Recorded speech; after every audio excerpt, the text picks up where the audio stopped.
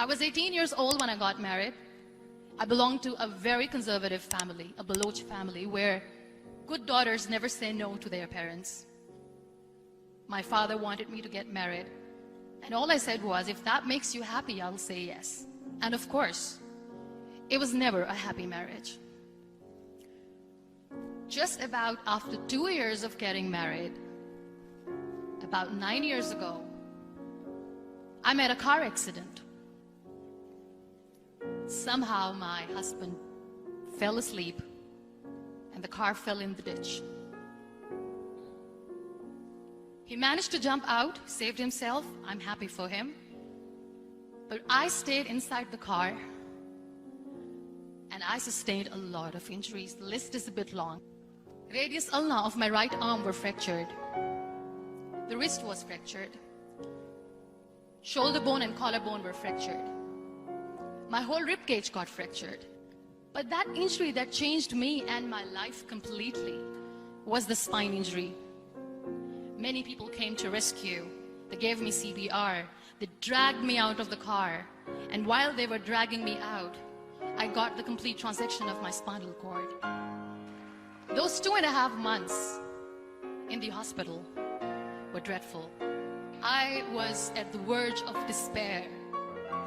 One day, doctor came to me and he said, well, I heard that you wanted to be an artist, but you ended up being a housewife. I have a bad news for you.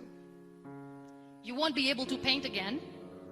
Next day, doctor came to me and said, your spine injury is so bad, you won't be able to walk again.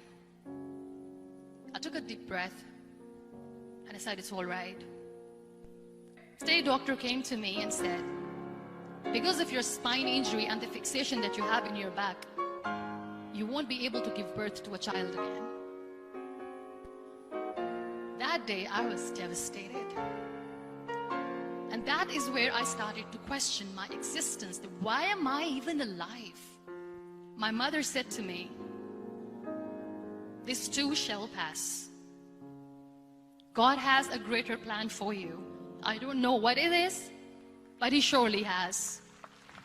So what kept me going was, one day I asked my brothers, I know I have a deformed hand, but I'm tired of looking at these white walls in the hospital and wearing these white scrubs.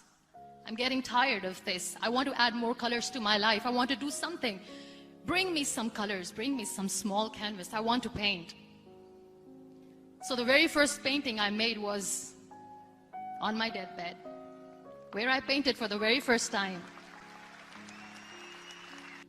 What an amazing therapy it was. Without uttering a single word, I could paint my heart out. I could share my story. People used to come and say, what lovely painting, so much color. Nobody could see the grief in it. Only I could. And that day I decided that I'm going to live life for myself.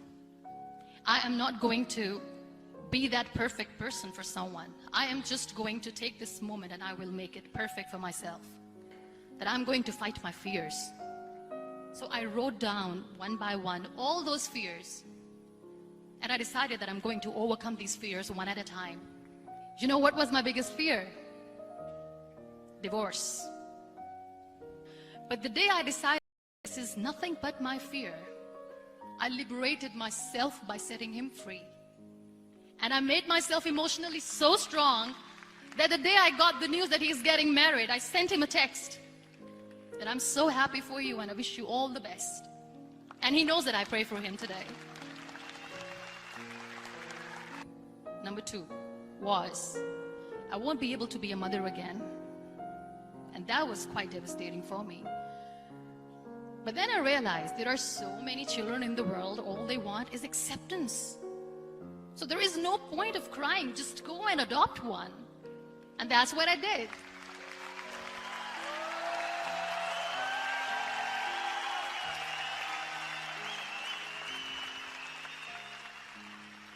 I gave my name in different organizations, different orphanages, and I waited patiently.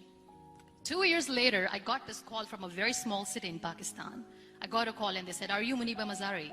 There is a baby boy and would you like to adopt? And when I say yes, I could literally feel the labor pain. I said, yes, yes, I am going to adopt him. I am coming to take him home.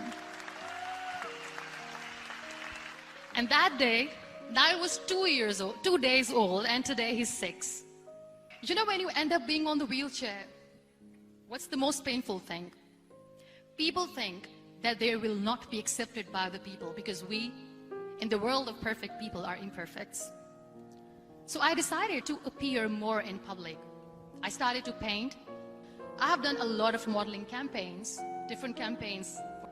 I decided that I'm going to join the national TV of Pakistan as an anchor person. I became the National Goodwill Ambassador for UN Women Pakistan, and now I speak for the rights of women, children.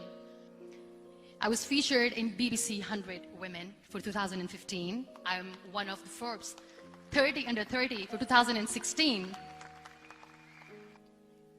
We have this amazing fantasy about life. This is how things should work. This is my plan. It should go as per my plan. If that doesn't happen, we give up. I never wanted to be on the wheelchair. Never thought of being on the wheelchair. This life is a test and a trial, and tests are trials are never supposed to be easy. So when you are expecting ease from life, and life gives you lemons, then you make the lemonade, and then do not blame life for that, because you were expecting ease from a trial. It is okay to be scared. It is okay to cry.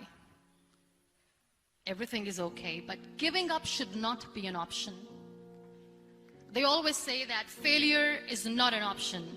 Failure should be an option, because when you fail, you get up, and then you fail, and then you get up, and that keeps you going. Embrace each and every breath that you are taking. Celebrate your life. Live it. Don't die before your death. Real happiness lies in gratitude. So be grateful, be alive, and live every moment.